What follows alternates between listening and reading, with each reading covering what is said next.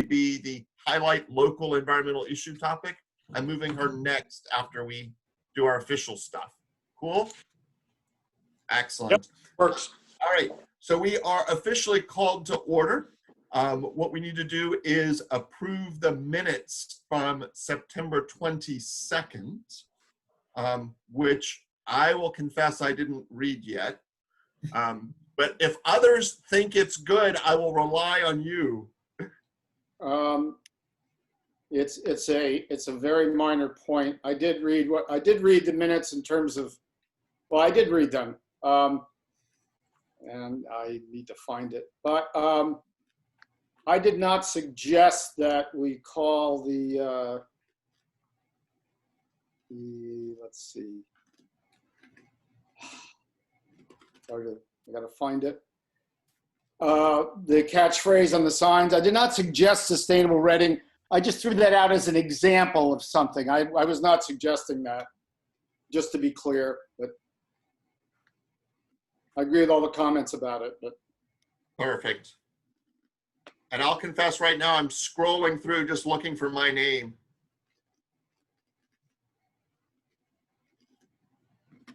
Other comments or tweaks to the minutes?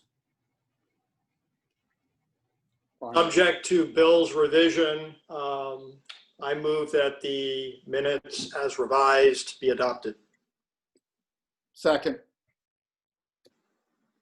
Any comments? All in favor? Aye. Aye. All right, minutes approved. Thank you, Shelley. Thank you for getting them out in a timely manner, and I apologize, I hadn't done my homework. It's been a month, let me tell you.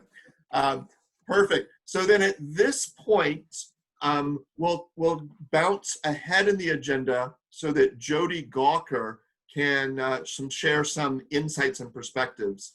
Just as quick context, I did forward 2 Reading Eagle articles in an email about a local issue where they were planning to take some farmland and convert it to a solar farm. So they were going to take prime agricultural land, put solar panels on it, and generate electricity. And as I was reading the articles, lo and behold, Jody Gawker's name was in it, who I know from some work with BARN, which is the Berks Agricultural Resources Network. I also know Jody because she has worked on a farm that focuses on sustainability issues as an executive director.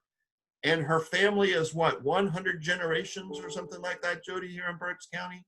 We're the 9th. My daughter's the 10th. Yes. Your daughter's the 10th generation. So, so I figured this was a good opportunity to invite Jody just because she had some interesting perspectives on this. So the plan is to turn this over to Jody for, say, 10 minutes or so, and then we might pepper you with a few questions. Does that work? That's great. Wonderful. And I can see your screen, so I'm assuming others can.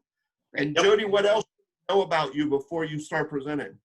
Well, I kind of wrote it out on the next slide here. Perfect. If there's any questions that I can answer for you, feel free to interrupt me. I am a farm wife to the 9th generation of Gawker Farms here in Richmond Township, Fleetwood. If you're familiar with the Fleetwood area, right on Fleetwood Lyons Road, our farm, the barn with the pictures painted on it, is right between Weaver's Hardware and Weaver's Farm Supply, on the same side of the road. So we're nestled right in between there. If you're familiar, it's very agricultural, fields on both sides. For my day job, I am the executive director of Lundale Farm, which is a Pottstown address, northern Chester County, South Coventry Township. There, I am the only staff. It's a 520-acre farm formerly owned by Sam and Eleanor Morris. If you're familiar with Sam Morris, he was in the legislature for many years and is often considered to be a godfather of farmland preservation, if you will.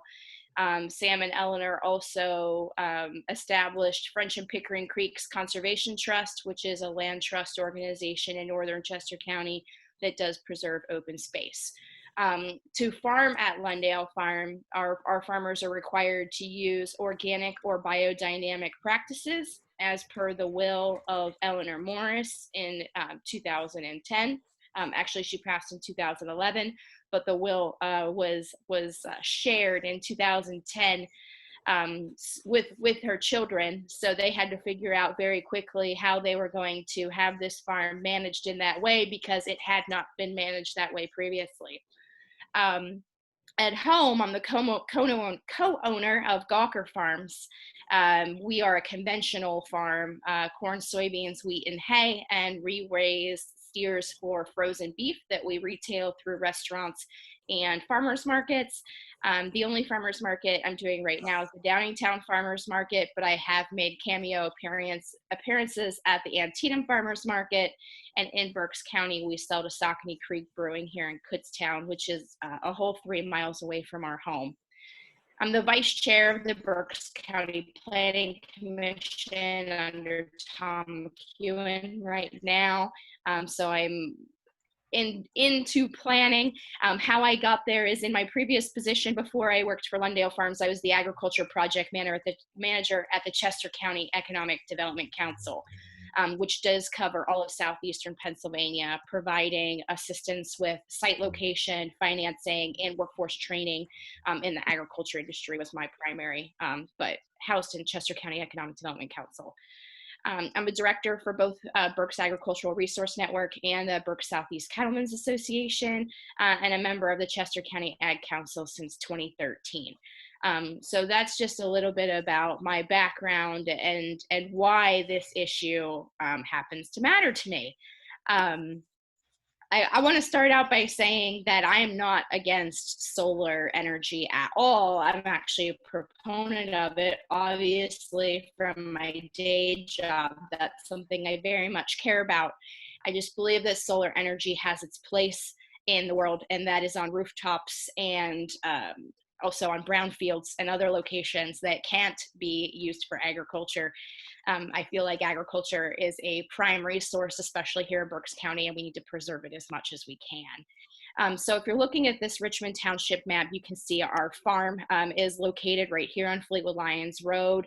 It is considered RA, which is rural agriculture. Right next door, the farm in question with the solar farm is the Hefner property. It is split zoned. It is rural agriculture for about 44 acres, and then light industrial for about 54 acres, which borders Weaver's Hardware and houses, which you can see is zoned R1.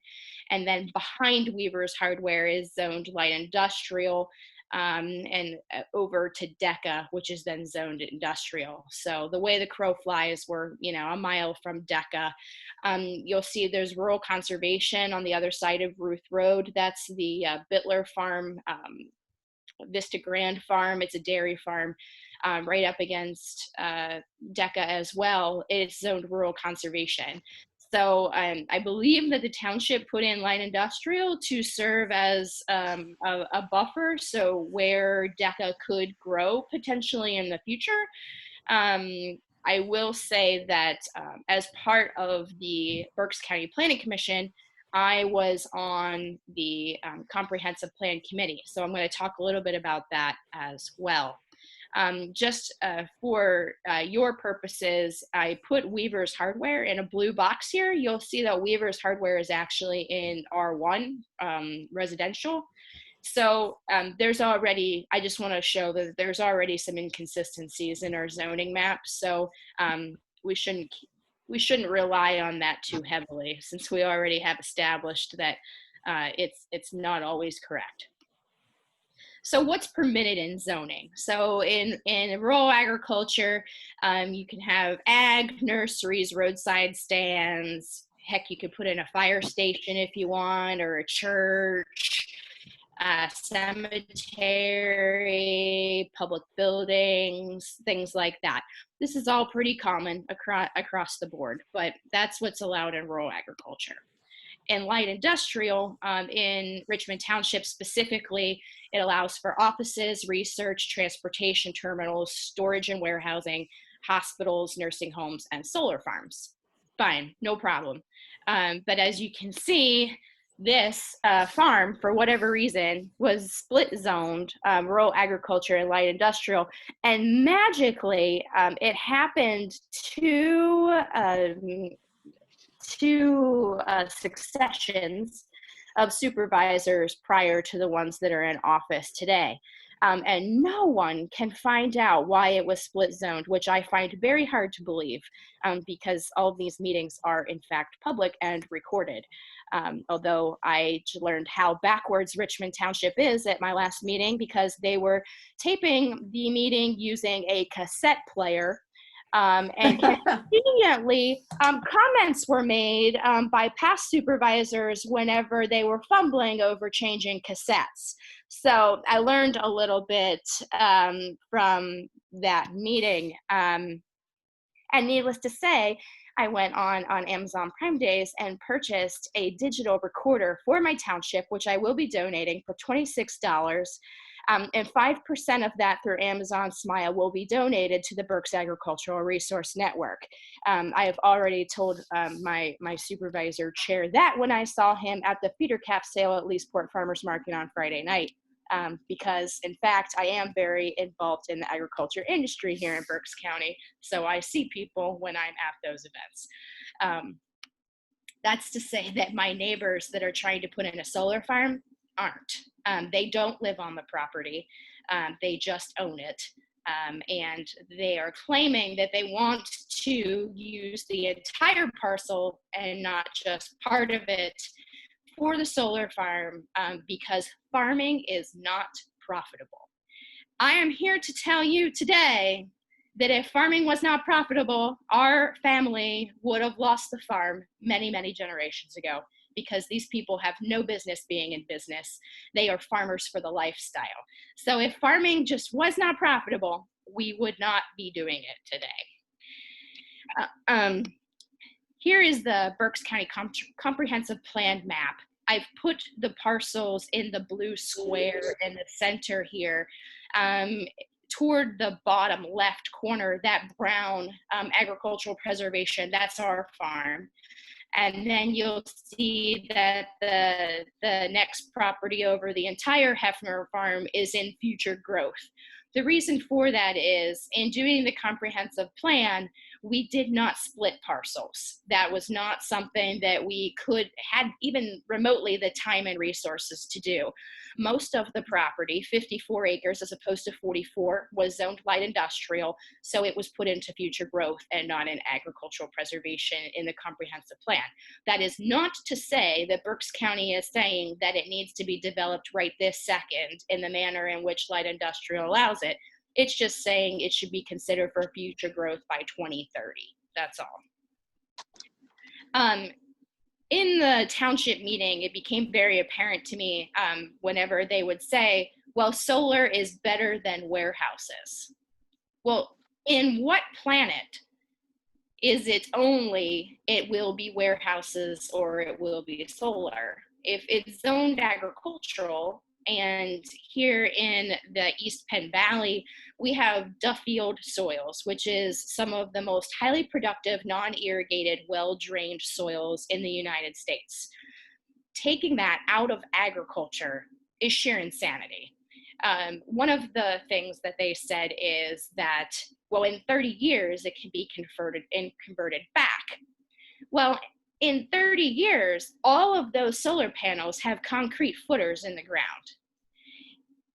Yes, it would be decommissioned, but does that mean that they're going to go and take every single one of those concrete footers out of the ground effectively so that it can be farmed again? And if so, you're now disturbing soil that has been what we consider no-till, so not tilled at all, for the past 30 years. And you're reintroducing a weed seed bank that is pretty incredible, that hasn't been exposed for 30 years when you're taking these concrete concrete slabs out of the soil. It can stay in farming. There's no reason it doesn't have to. And I'm sharing this excerpt from the American Planning Association September-October 2019 magazine, where it was planning for utility scale soil. And I just wanted to call attention to, however, the use of prime agricultural land as identified by the USDA or state agencies and ecological sensitive lands for these facilities should be scrutinized. And this would definitely be considered that. So I just wanted to share that the county doesn't tell townships how to zone. It just says if it is or is not consistent with the county comprehensive plan. The parcel in question is not an economic development area. It's between R1 and RA, so it makes sense for it to stay in farming since it's already zoned farming. Sewer water is not present. And, you know, if it does remain in light industrial, the answer is not warehouses or solar. There are other uses for that land that it could be as well. So at this time, I'm happy to answer any questions that you may have, but this is my experience, and the supervisors did vote not to change the zoning, but the company, the UK-based company, does have an opportunity to file with the zoning hearing board. It is a UK-based company, and the reason I'm particularly angry about this situation and became so involved is because in August 2019, I received an email from Ed Perrin at Billtown Power asking me if he could have an easement to dig up my land to put an underground wire through for this project. And that's how I found out about it. So happy to answer any other questions. Wow. So my head is spinning, and it looks like Kevin Lugo came on camera, so I'm guessing Kevin has a question. I want to start just with and I saw Bill's hand, start with just a quick thank you, Jody. So I wanted you to be part of today's meeting and share this, because in my mind, it's a solar farm. This is great news. Let's go. And I will be honest, I had not considered any of the issues that you talked about. And thank you for teaching me about Duffield soils. So let's go to Kevin and then Bill. Kevin? Everyone, I was listening. I missed the beginning. I came from another meeting, but I was eating lunch, which is why I had my camera off. Would you mind jumping back to the map that showed where your farm was relative to this location? Awesome. And that's my only question for now. I just want to take a look at that. So that's Weaver's Hardware in the blue, Kevin. So your farm, which parcel is the parcel in question here? The RALI, the split parcel. So it's like that whole square is the one parcel? between our. Okay. Yes, the light industrial is in the dotted line, and then the lighter solid line that goes around it is the property line. The parcel. Okay. Makes sense. Bill? Yeah, that was really informative, Jody. Thank you so much for taking the time both to prepare it and to talk to us. As I said in an email, Scott, I think it was a great idea to have Jody present. I mean, just a comment that it raises all kinds of questions, right? I mean, just like you said, Scott, great, a solar array. So my question is, are you or any of the neighbors who are opposed to it, are you proposing, or is there conversation about how to identify what agricultural use can happen on that land to sort of steer it away from it going to solar? I'm not even exactly sure what the question is, but is there some proactive process of getting beyond the controversy and doing something that would have general support in the community? Right now, there is not. And I think that there's this fear among Richmond Township that they don't want to seem like they're telling the Hefner family how to farm. Right. And, the neighbors have said, if you don't want to farm anymore, we'll buy it. And there's a precedent for that. I mean, the neighbor's farm was less than 100 acres and just sold for $2.1 million at the end of last year. So there's no shortage of people that would buy this farm. I'm just unclear of why they feel that it has to be solar. They were proposing to graze it with sheep, and I've done some research on that as well, and just did another webinar to learn more, and they're saying 2 to 3 sheep per acre, and it should only be grazed during the spring, summer, and fall months and taken off for the winter so that it can rest, which for this would be 200 to 300 sheep. And I did raise the question in the meeting, okay, so where are you going to get those sheep processed? Are you going to ship them to the Midwest for processing, or are you going to overburden the already overburdened custom butchers and USDA butchers that are here in southeastern Pennsylvania, that those of us are already competing to get spots in? And no one had considered that at all either. So we don't want to tell them how to farm, but at the same token, like, we want it to stay farming. If you said the owners aren't, excuse me, living on there, are they? It's being farmed now. Yes, it's crop farmed now. What's on there? Corn and soybeans. Cool. So I am keeping an eye on the time. Any other questions for Jody? Well, Jody, I want to thank you. I'm sorry, Marcia had one. I wanted to thank you, and it's kind of a comment and a question. Well, I guess it's more of a comment. I like, as a erosion and sediment control specialist, and for stormwater management, I found that these farms shed a lot of water, and so it doesn't get absorbed into the groundwater. It gets more concentrated. They'll have collection points and concentrated flow coming from these. So that's an issue. The other issue is, well, the point you have about taking farmland out of production in that way is not the best use of our resources. I think, like cutting, like King's Dominion cut down a forest basically to put up solar panels, which flies in the face of carbon sequestration. So the good doesn't always mean good. And I think you're underlining that point with this presentation. I think, like, we should be looking at areas that are already impervious. For example, a parking garage to put solar panels on top of, instead of taking farmland out of production or cutting down a forest. So thank you for the presentation. You've given me more fuel for my fire. Very cool. And Marcia, we saw your hand. Yeah, and to me, when I look at this map, it doesn't make a lot of sense. Of course, it wasn't good for farmland preservation for East Penn Manufacturing to go there either. And I'm not as familiar with the history of how that happened. But it seems to me, if you look at the adjoining land, it would be better for them to be right against East Penn rather than in already utilized farmland. So it speaks to the planning about if you.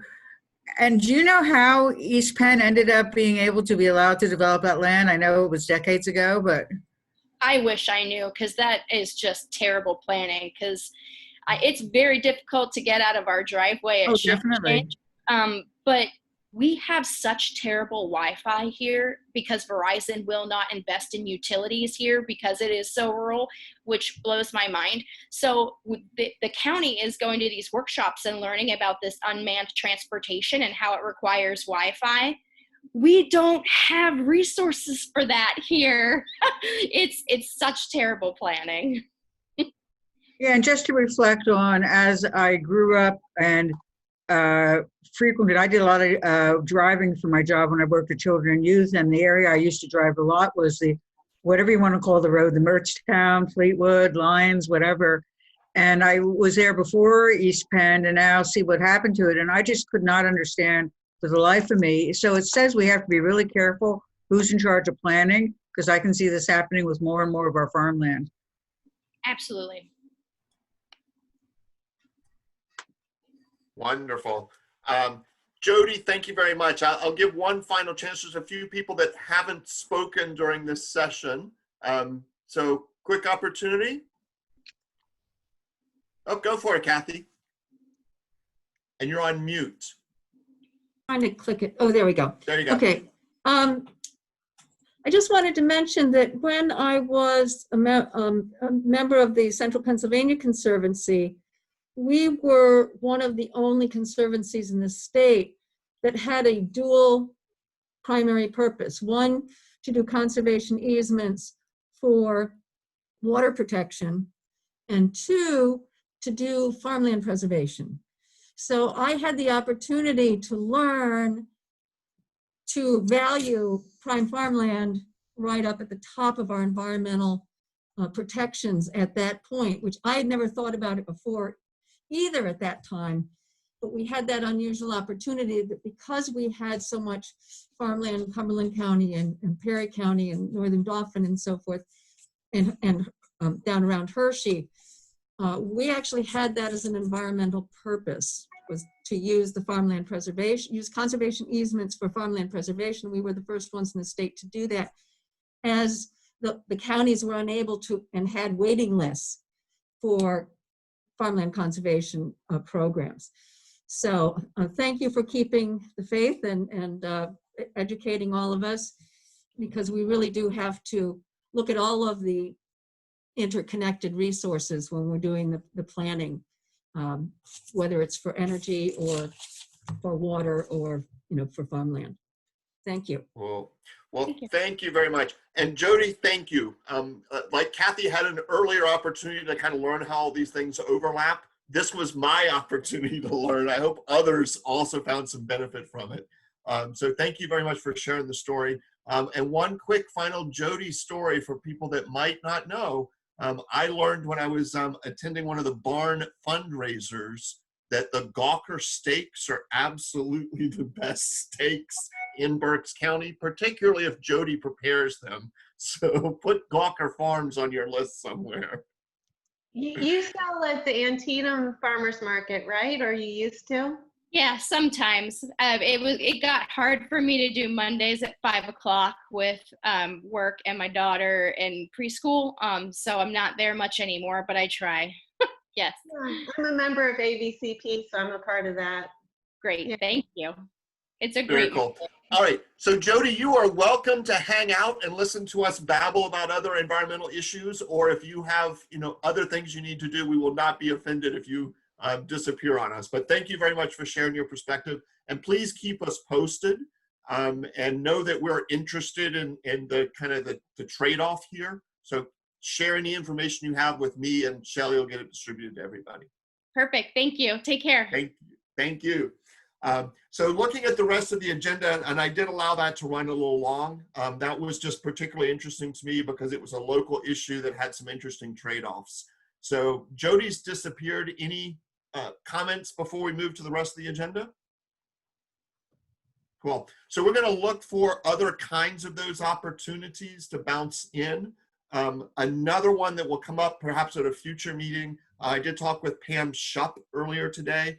If you didn't see it, the county officially passed the CPACE program, which incidentally is part of the city's climate action plan. So that's kind of nice.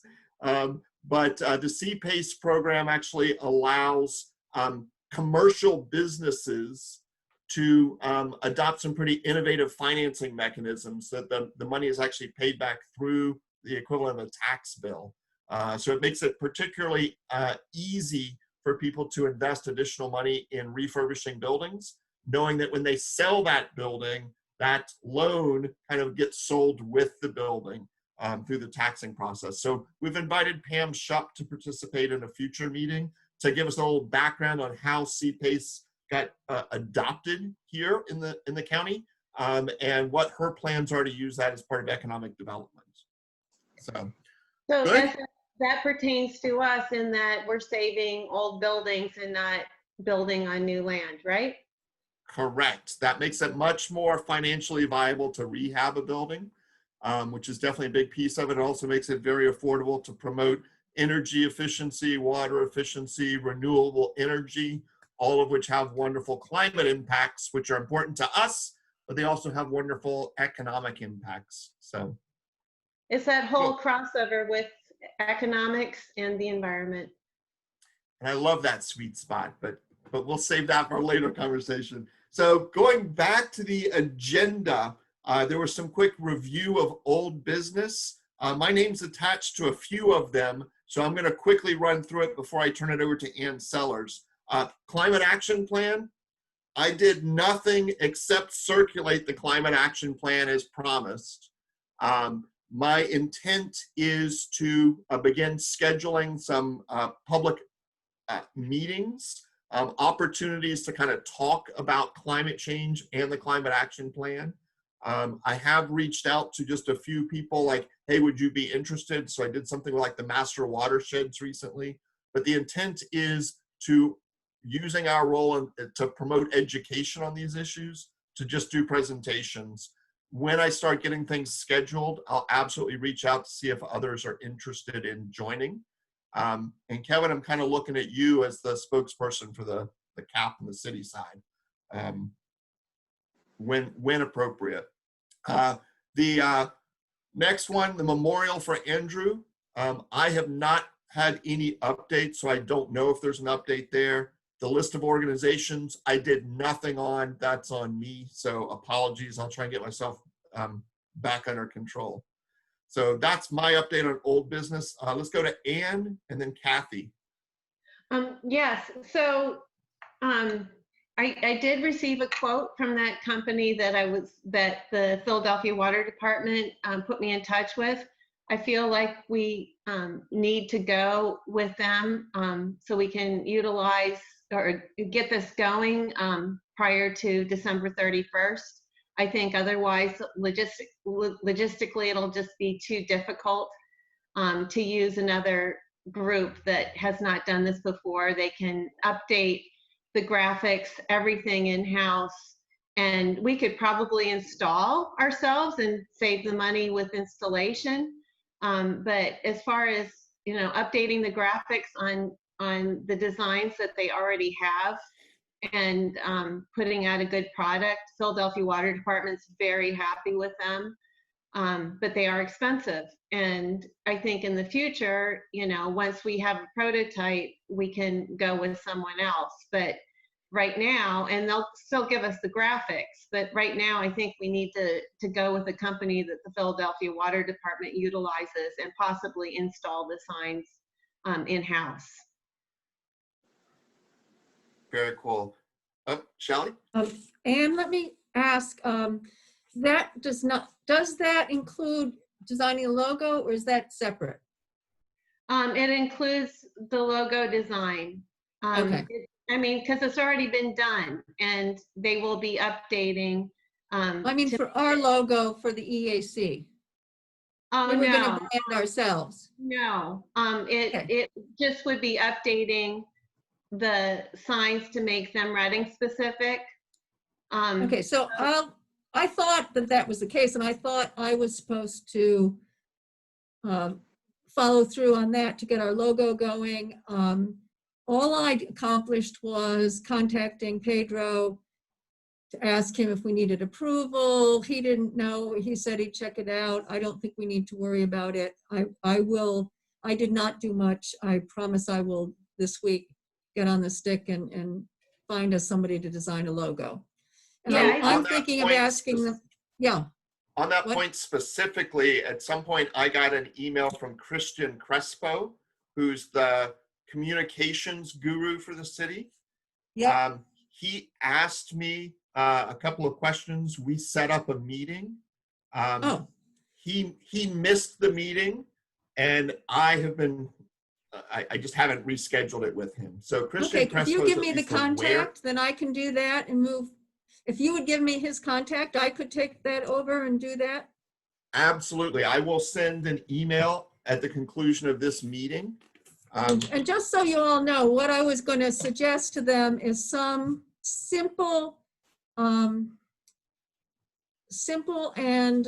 not terribly realistic combination of perhaps pagoda, water, and trees. So we have, energy, our energy sort of symbolized by the pagoda, being renewable energy and also being a city of Reading and having something with either a stream or raindrops or something and something with a tree like or tree and plants kind of thing. So we have the land and the water and Perfect. energy. So Yeah, one quick very- question to you, Ann. Yeah. The money that we're going to use to pay for these signs to highlight green infrastructure, the projects need to be started before December 31. They need to be started. Okay. What So are Doesn't the that usually mean realistic under contract? odds? I'm sorry, doesn't that usually mean usually that means under contract? Okay, so We should so check. what are but- the odds that we will have something under contract by the end of December? Do we need to reconsider? no, I think it's very good. They said that they could get it done if we gave them the go-ahead because they have everything already. As far as the installation goes, they could get that done too, but she sent me another email and she didn't realize that the price she gave me initially didn't include installation, and that's $400 for installation of the signs, utilizing the company that they utilize to install signs. So if Reading can do it in-house, that would be better. But as far as putting together the signs, and if we can embed a logo that Kathy comes up with, great, but we could definitely get it under contract in time. Okay, so you're still point on this, so we'll lean on you, but I see Kathy, excuse me, I see Shelley's hand waving because she's got something important.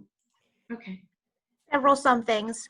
We don't have a specific location for the install. We have to go through the planning commission for the approval of the signs. And we have to work with Public Works if we want to do either they or another company do the install. It still has to go through Public Works. We can't just randomly start ripping up. We also may need to go, and I submitted several different templates in the past. If we go off city property, to have some kind of release or legal form so that those people know and permit us to put that sign on their private property. So there's a few issues that need to be worked out before we go digging and putting up a sign. That's a really good point, Shelley, and you're just making me catch my breath now because I was focused on getting the signs done. So perhaps we could pick key locations or not so site-specific designs for them to do. For example, impervious basketball court, that could be at any number of places. Something of that nature. Get the signs done and then go through the process after the signs are done. What does So I think we've come up with a list of various locations, and I think what we probably need is you to make a proposal to us that we want to put X number of signs on these spots, knowing what the budget is.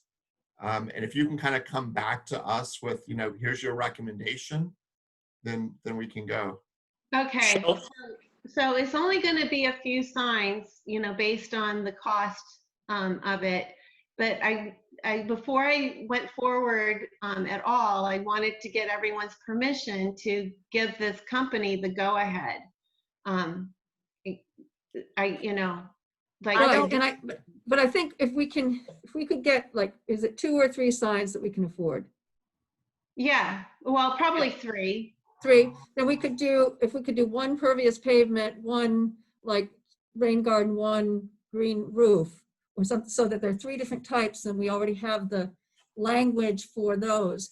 They can be generic about that this kind of and we don't have to have the name of that site on the sign. No. And I think that's the whole So idea. we can have them do the signs. I like your idea that we just make it generic for that type of green infrastructure, make the sign that has the education piece about the infrastructure, and then we can put it at whatever, we can separate the production of the signs and logo, which we can get on contract now, certainly within the next 2 months, in time for us to be able to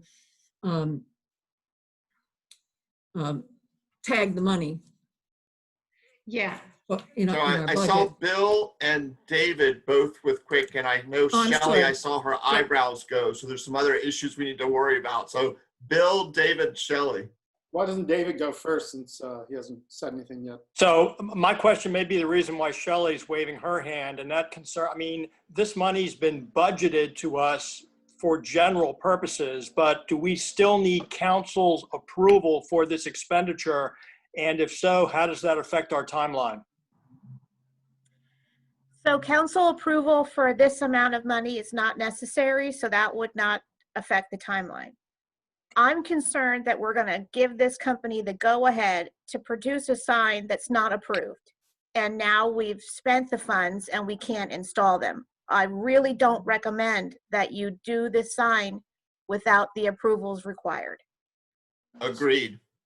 So that's kind of the direction my question is going in. I haven't formulated what the proposal would be, but it's a question for both Shelley and Marcia. Is there a way to secure the funds to sort of put them in a box without the contract, to say these funds are set aside for this work, the details of who's going to produce it and where they're going to go to come later? I mean, is there a mechanism in the appropriations process and locking up the funds that could be done? Something tells me that I vaguely remember that being done in the past, but I don't know, maybe just making it up. Marcia, do you know what I'm saying? Kind of. That's actually the way that I'm accustomed to dealing with it, is you don't necessarily decide the contractor. You have the proposed project, you have the funds allocated, and then you work on getting the contractors and getting the design and getting approval for the design before the project's actually produced. So what I'm suggesting is possible. We could get the funds kind of put aside. We have a budget. We kind of have a rough idea what it's going to be, and then go through the process of getting the bid or whatever. I believe that would require council action.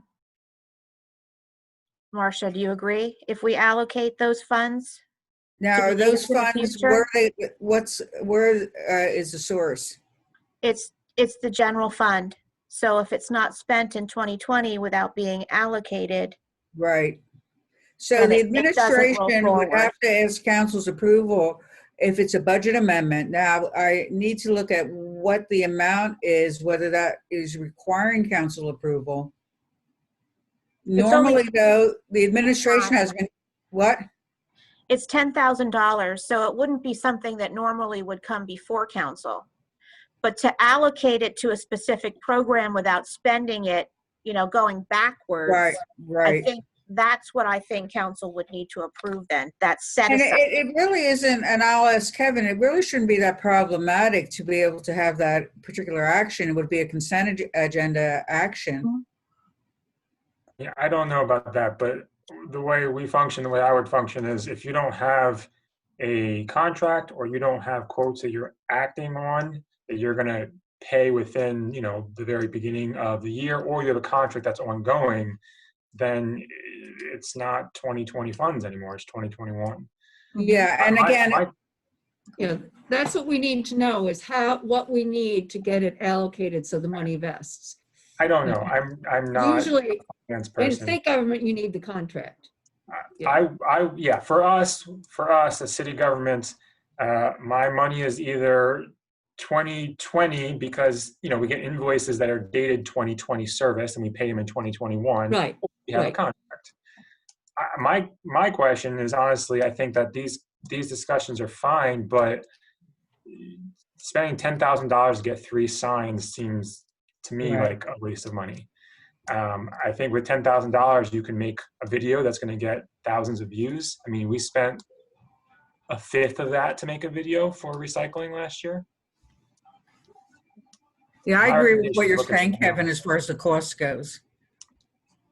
So I'm not really sure how many signs we can get, but I think as a project that has could be projected into the future, that would cost less in the future. Once we have the prototypes, I think it would be money well spent, because it would cost a lot of money to come up with the graphics and everything behind what went into these signs. I think it's a huge gift, and I don't want to discount how good of a program this could be going into the future. I'm not really sure. I'd have to look at the numbers, and I'm not really sure how many signs we could get. If we have the prototypes, then we can do it more cheaply with someone locally. But I think with the timeline, it would be really nice to get a contract going with this company so that we could at least get prototypes of signs done that are graphically superior to anything that we could afford to do ourselves. That's my opinion. And, people have different opinions about signage, but I think when you're describing something that's utilized on a regular basis, and you have, like, for example, a basketball court with pervious pavement, people don't know what that is, but if there's a sign there and kids are looking at it and whatnot, they'll have an idea of what it is and what it's for. And I think that speaks to our mission. And videotapes are great too, and I think we should do that too. And I think absolutely. So I think what the challenge is, COVID has certainly disrupted us here, but we've been talking about this since January, if not earlier. And COVID's gotten in the way of lots of things, but part of this is we don't yet have enough information about this signs project to even kind of take a vote on whether it's a good use of funding or not a good use of funding. So I could forward her latest email. It's basically a possible contract with them, and people could decide on that. I didn't forward it because I wanted to discuss it at this meeting first. But I could do that, and she's been asking what direction we want to go. I mean, they'll give us the graphics too, but I don't know, like. So I guess the question is, Ann, would we have something that we can vote on by the next meeting? I'm pulling up my email right now. And while she's doing that, let me say, I tend to agree with Ann that this, when I was at Bucknell and running the Environmental Center and Sustainability Center there, we started a program to have educational signage on campus, and also on in some local parks. And those signs did cost a couple $1,000s to get a really good sign. But the thing is, once you have, like, if we have graphics for a green roof, we can just sort of reprint it, and then all we're doing is paying for, somebody to paint to put that image on a sign and install it. And then you're talking a few $100s instead of a couple $1,000s a sign. But I was shocked and horrified. And I spent almost a year trying to get a better deal on signs. I ended up spending like $3,000 for a sign that was good enough to be in a park. So this isn't a huge price, and you want to have them be durable and last and look good. Very cool. So I saw to have Bill that educational impact. I saw Bill bounced in. I don't know if Bill was to address this specific issue.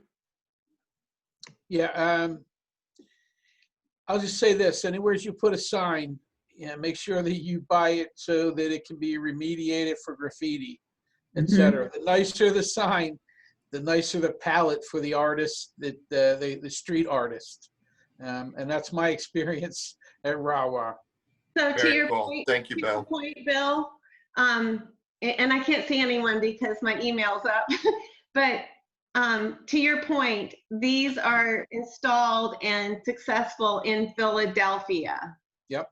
So Cool. So tell you what I'm going to do for the sake of time, Ann, is leave this in your good hands. But I think what you've heard are a couple of the key questions that we all have. And we'll need answers to those questions so that we can hopefully actually take a formal vote on it next time. But I'm not hearing that we have anything that we can vote on right now. And I Yes, think I'm the gonna timeline send- is quick. I'm going to send it out real quick because, I think next meeting is too late. And so I'm going to send it out real quick and maybe we can discuss it later on in the meeting. However, I have to leave by 1:10. I'm so sorry. I was late and I have to leave early. Because So we might need to punt because we've got a couple other items that we need to address here. Yeah. But Um, I'll email it to everyone right now. So when I have to jump off, you can have a discussion point without me. Perfect. All right. Thank you, Ann. Uh-huh. So looking at the rest of the agenda, there's the whole section on just project updates. So what I would like to ask is everyone just read down that list. And if there are any updates that are worthy of sharing with the group, we should raise that at this time. So I saw Kevin's hand. And David, I'm going to push you to use this time to talk about the quick update on Exide. So Kevin and then David. So update on citywide waste. Last night at the council meeting, City Council passed a extension of the contract with Public Services for 1 year. The reason being is that we did put an RFP out. We got proposals back, but the cost of those was pretty high, and that would have required us to raise the rate that people would pay for their trash and recycling collection. So what we were able to do is we rejected all proposals and we extended the contract with Public Services for 1 year. And there's going to be no increase in the rate to residents. So the city is paying a little bit more, but because we have more properties on our service, we're not raising the rate to residents. So that's going to go forward kind of as planned with citywide waste starting in January to include 5 and 6 unit properties. So I think that we will see a tangible increase in the cleanliness of our city. We're still going to have littering issues, of course, but with some of the illegal dumping, with people not having a trash hauler, and we are looking at our sweep program to advance that as well. So we are moving forward. Very cool. Thank you, Kevin. On that point too, there was just a litter study that was at least kind of started. Any information you can share about that? Sure. We're doing what's called a litter index. We've had to adapt it a little bit. It's something like Keep America Beautiful does, and it's meant for like highways, which obviously we are not a highway community. But what we did was we had, I don't know, maybe 12, 15 people on Saturday walking certain areas of the city, kind of assessing how clean they were on a scale from 1 to 5. And so we're going to be doing that again on November 7th. You are all welcome to join us.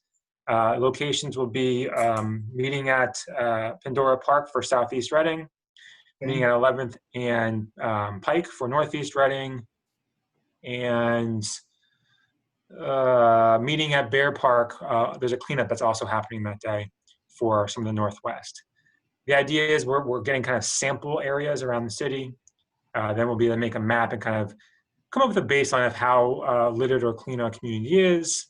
And in the future, we can use that for informing our programs, but also measuring our progress over time.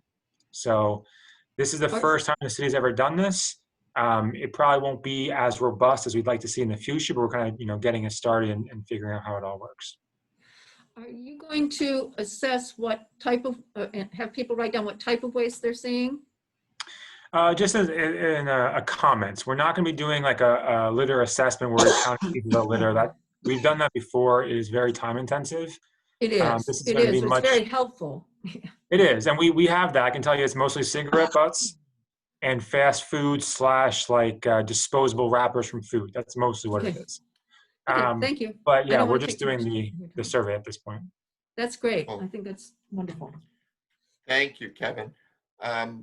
And I think, David, if we can lean on you to touch base on the lead and Exide. And does anyone else have any updates to share after David?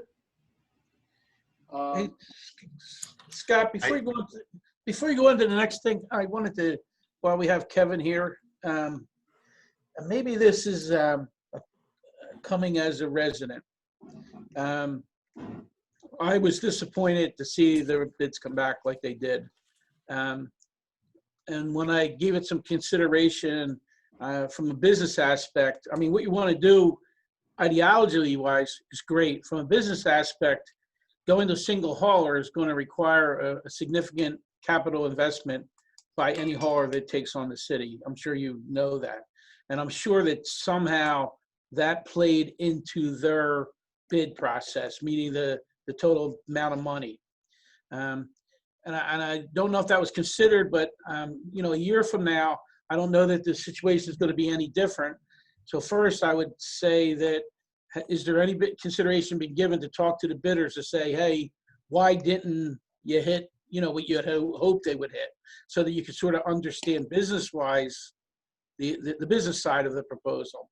And the second part of that was that I happen to know some people in the industry, and I don't think I'm speaking out of school to say that there is a trash industry, so to speak, and the consideration could be that the big guys jacked up their prices because the little guys said, hey, when we get put out of business, we're going to come out to your neighborhoods and try to pick up some of the smaller, you know, your smaller business. Those guys aren't going to just go out of business and go away. They're going to create competition. So in hopes of crossing the finish line a year from now, I'm just laying out some ideas that you maybe want to think about from the business side of this transaction, of why didn't you get the hope that you had gotten, and maybe that's something you ought to look at. Because I kind of think there's dual forces working against the greater good. I really do. And I was real disappointed to see that appears to be the case. Thanks, Bill. I assure you, we are looking at the business cases. We understand that prices were going to go up. That was never in question. In fact, one of the reasons of doing this was to keep prices from going up too high, because prices are going up around the country, including the small haulers you mentioned. I've seen their prices going up. Yep. So yes, we are going to get more information. You know, one of the pieces in the RFP was having rear alley collection for some homes. That's something that council wanted based on the feedback they got. And, you know, that was put in there and it came back high. So we're gonna have to reevaluate some of these things. Also, we have to understand too that COVID and recycling markets have definitely changed the pricing right now. So, you know, by comparison, you look at Lancaster. Lancaster was excited to get a 25% increase. They were expecting somewhere in the 40 range. So we've got a very good deal with our extension, and we're set up well for next year. Thank you, Kevin. So a quick welcome to Yasmin, who's one of the people that was interested in at least learning what we're doing here at the EAC. So Yasmin, do you want to quickly introduce yourself? Hi, thank you, Scott. I'm so sorry. I joined a little bit late, so I didn't want to interrupt. Hello, everyone. Very good. Hi, nice to meet you. So she joined us on Saturday for our litter index. Oh, you're welcome, Kevin. It was great, by the way. Will yeah, we'll be doing it again on the 7th. Yes, I just spoke to him by email, so we're working on some other areas. He's going to get me some maps, just so when I have some free time, I can go out and survey on my own. Perfect. Thank you. Very cool. And Yasmin, we're about 2/3 of the way through the agenda.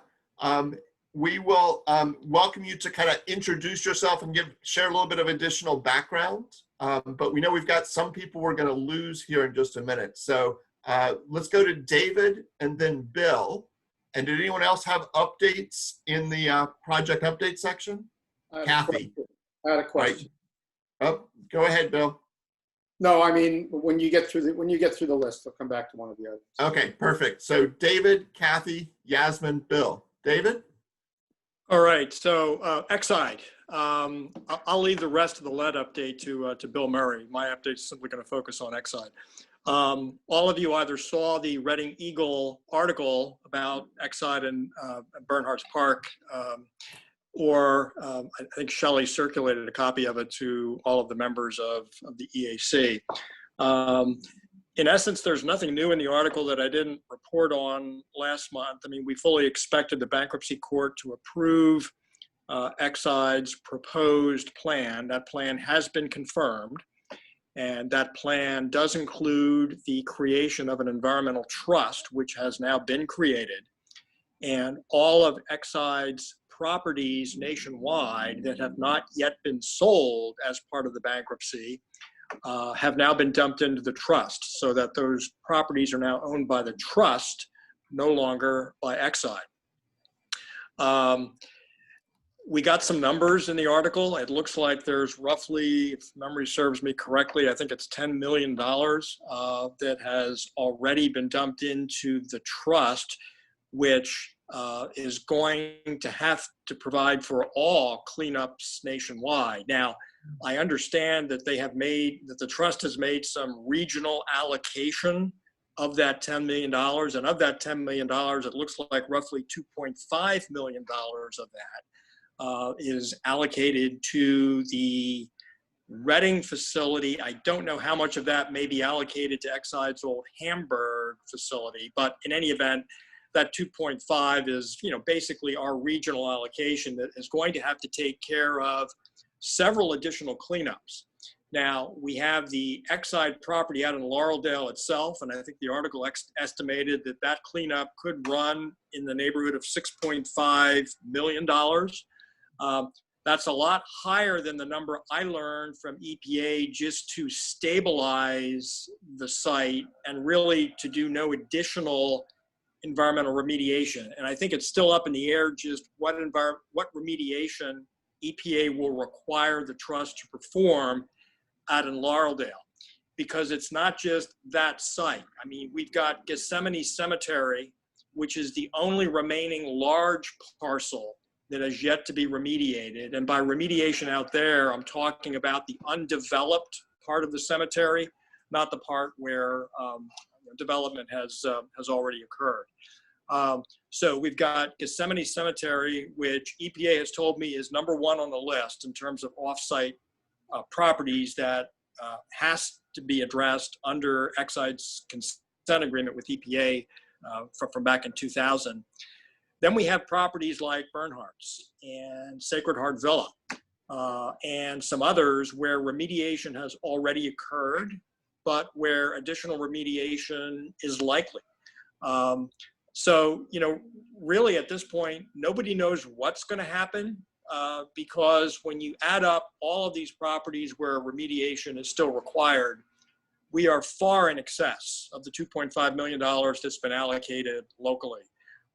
So, I mean, we're just going to have to see how this, sort of plays out. I mean, on the one hand, it's unfortunate that, Bernhardt's could not have been addressed sooner before Exide went into bankruptcy. But it is, the timing is what it is. And, we're just going to have to work with this as best we can. I suspect there are going to have to be some compromises and accommodations made by all parties at all parcels along the way here, because EPA's primary goal is going to be to make sure that human and ecological health is maintained. And they've only got $2.5 million locally to address those concerns. So, whereas, we may have wanted much more additional work done in the past, that's probably now not going to be the case going forward. So that's the update I have. Questions, comments? Cool. Thank you, David. Scott, maybe Marcia knows. Marcia, is there any update on the dam removal?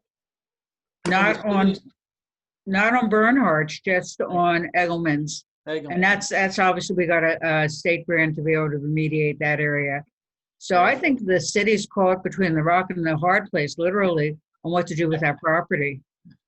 Yeah. I don't know how it's going to resolve itself, because obviously the city doesn't have the money to do it. I don't believe Muhlenberg Township does. Yeah. Very And cool. so when you remove the dam, then you expose the contaminated areas. Right. That should all be part of the plan now for the expending of that money. Yeah, that's A been little part bit of our we have. conversation. Yeah. So sticking to the agenda, thank you for the update, David.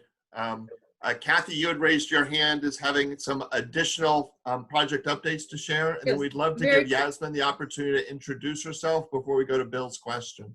Okay. Very briefly, on the nuisance and invasive plant control, Shelley and I met with Lester to get his take on things. And specifically, we talked and concluded that The new shade tree ordinance provides a good process and enforcement procedure that we could just piggyback on so that we don't reinvent the wheel.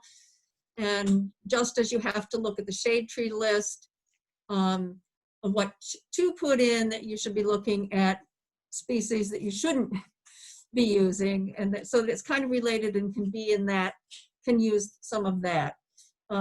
So what I'm redrafting, I've partially redrafted already the ordinance that Shelley wrote. We can use a lot of what she wrote.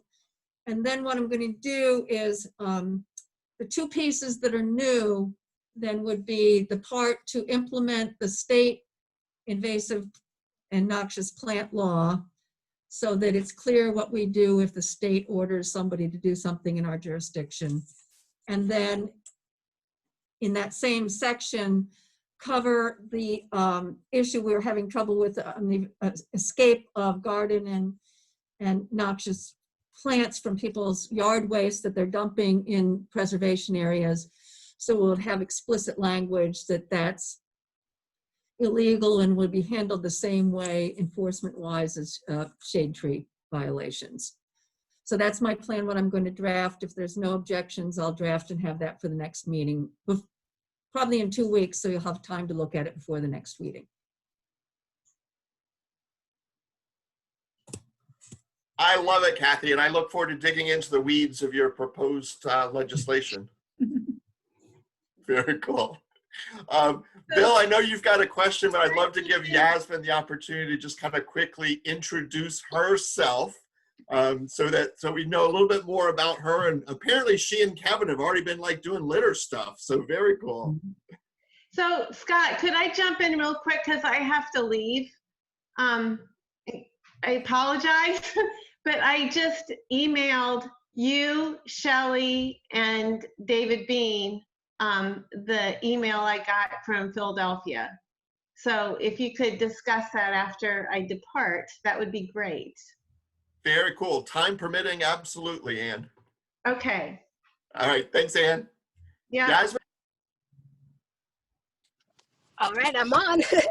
So thank you guys for giving me the opportunity, actually, for getting me involved, for you, Scott, and for actually Kevin. I actually moved into the city about 1.5 years ago, and I am very interested in seeing where we can help myself, my husband, my family. It's me, my husband, and my daughter. And we want to see what we can contribute because we feel like the city has a lot of potential. However, there is a lot of work that has to be done, and we want to see how we can be participants in that. One of the things that we love about the city is the architecture and the structures. And at this point, like, again, I'm sure we have discussed many times over, there is a little problem in the city. And I think one of the things that we have to do is get everyone involved. And I think that that's the biggest problem is like, how do we get the community more involved in not dumping their trash everywhere? How do we get people to understand the severity of, let's just say, even the drain clogs at the bottom of the hill, let's say on Cotton Street, which we see a lot of, on Lunenburg Street. And I think that those are things that I want to get more informed about so I can help and contribute back to the community. Very cool. Thank you, Yasmin. And thanks for your help. Kevin, what was Yasmin doing? Or Yasmin, what were you doing with Kevin?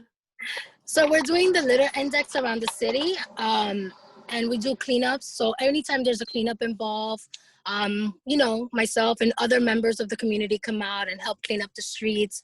And it's really nice to see that Kevin has put so much along with his team in doing these things because it's so important. I would love to get the word out there more because I feel like not enough people know what's going on in the city itself. So that's something too that we'll continue to work on and just get people more involved and give them the knowledge of what needs to be done to bring up our city and to keep it clean. Wonderful. Thank you, Yasmin. Just be careful. We're going to rope you into more and more things. I saw Marcia's hand then Kevin's. You got it. First of all, welcome, Yasmin, and thank you for your comments about the area near where I live on Cotton Street, Muhlenberg Street. The one point that I just want to put on for future consideration from the EAC is that people understand the environment that they live in. Because I think that's what's been happening is people have become so attached to virtual, to their devices and such that they don't understand the environment. Muhlenberg Street's a good example of that. That is actually the water throughway, and Bill knows this, that goes from the Mount Penn Preserve down into the Schuylkill River. But people don't understand that because everything is underground. So let's just put that on our thoughts for the future of how people can understand how the environment interacts with their day-to-day living. Mhm. Cool. Thank you, Marcia. And Kevin, I knew you wanted to jump in there. No, I just, what Yasmin was saying reminded me, the budget's not approved yet, but in the budget for 2021 are 2 new positions. One is a sustainability manager, which means my position will finally be split into 2. And then also a clean city program coordinator who will be, we only have a programmatic staff right now. So it's very hard for us to do a lot of volunteer engagement, to do neighborhood ambassadors, that kind of stuff. That position, if it does end up getting approved, we'll be able to take on a lot of that so we can do much more of this outreach in the community. Oh, awesome. Very cool. Nice addition. So Yasmin, thank you for joining us. And I will share my contact information again so we can have conversations about ways we can get you more involved with the EAC stuff. Perfect. So Bill, you had a question that I kept circling around you. So what is it still relevant, and what did you have to ask? And you're on mute. It's going back to one of the agenda items. But first of all, Kevin, that's very encouraging news. What you said about potential positions for 2021. I think both of those would really allow for some of this stuff to get addressed. Yeah, I don't want to open a whole discussion. I'm just a question about the Pagoda Energy Project. What is standing in the way of us acting on that? We kind of formed an ad hoc committee 3 or 4 meetings ago. What are the obstacles to taking the next step on that at this point? My lack of progress would be the answer. So for Marcia's benefit, one of the things that we identified late last year as a priority was we were looking for a kind of a marquee project to promote renewable energy in the city. So Kevin Lugo was super kind. He collected all of the data for the electricity use there at the Pagoda. Thank and we you. realized it would be relatively inexpensive for us to transition the Pagoda's electricity to 100% renewable. So what we would be doing is buying or having someone donate renewable energy credits so that we could claim not only that the Pagoda's power is carbon neutral, thanks to Kevin Lugo, but that the Pagoda's electricity would in fact be from renewable energy sources. So it's been on my to-do list to follow through. One of the local companies at one point pre-pandemic had expressed interest in donating renewable energy credits. So that's still on the list. Marcia, if you want to share any other kind of Pagoda stuff, since you sit on the Pagoda Foundation. That's an interesting place to be sitting. Anyhow, the Pagoda Foundation, which operates the Pagoda, is going to be having a retreat, which interestingly enough will be facilitated by Scott on November, I believe it's the 14th. I have to check my calendar. Okay, we want to be able to look at short-term and long-term goals, starting with short-term. But the point is, we want to have everything put out on the table. This is an important crossroads for the Pagoda because the city has been a lot more involved in the operations of the building than has ever happened in the last 8 years. And so we want to be able to say, as we move ahead, it's a city-owned building, so the city has the final say for anything that's invested as far as energy, either electricity, heating. But I agree with Kevin in that this is a premier building that we could use it as a real example. One of the things I just wanted to put in there as we're talking about this is we need to look in the future of the lighting. And even though we transferred 20 years ago, and I can't believe it's that long ago, to LED lights, it's time for that to probably be upgraded again. And wouldn't that be a unique opportunity to be able to work with a vendor to be able to do some innovative things with the lighting of the building? So, Thank you, Scott, I Marcia. don't know how we need to move ahead, but it needs to happen. So, and to kind of circle back to Bill's question, officially for that event on November 14th, I am a neutral facilitator, just helping folks make some decisions moving forward. However, at 1 or 2 points in the meeting, I might need to remove my neutral facilitator hat just to point out that the EAC sees this